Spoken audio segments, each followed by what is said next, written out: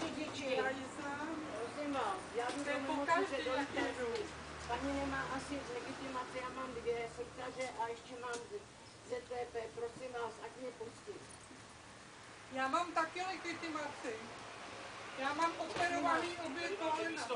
Já nemůžu, já musím jít. Ne, to dělá tahle paní, já ji znám. Pokud mám ochrutou nohu, Tam je další místo, ale tady já další nemůžu, já musím sedět tady. Ne, já mám legitimaci, opravdu, na mobilu. Ruci, písek, já si tady.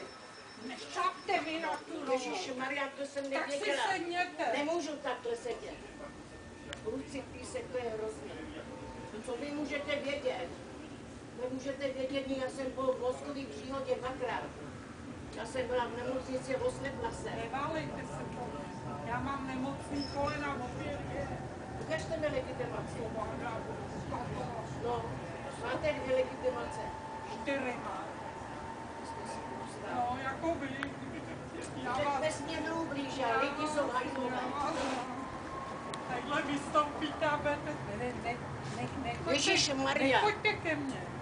Prosím vás, Nechoďte nechte ke toho. mně. Nechoďte ke mně. Já mám 2 legitimace, Já jsem mám těžce nemocný moře. operovaný v obě kolena. Tak po mně Ruci, nešlapte. písek. No. No to nevadí, protože stojím rovně, jo, rozumíte mi? Ne, já tohle to znám. Já tohle to znám. Já mám 2 legitimace, jsem po mozkové příhodě 5 let. My jsme jeli tuhle se synem a ta dělala a tadyhle bude někde vystupovat. Nebudu vystupovat, já jdu do Italsky, do nemocnice dneska. Ale nevím, to je...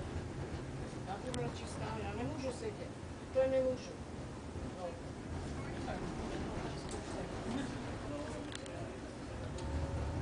Jenom aby vás tohleto nepotkalo.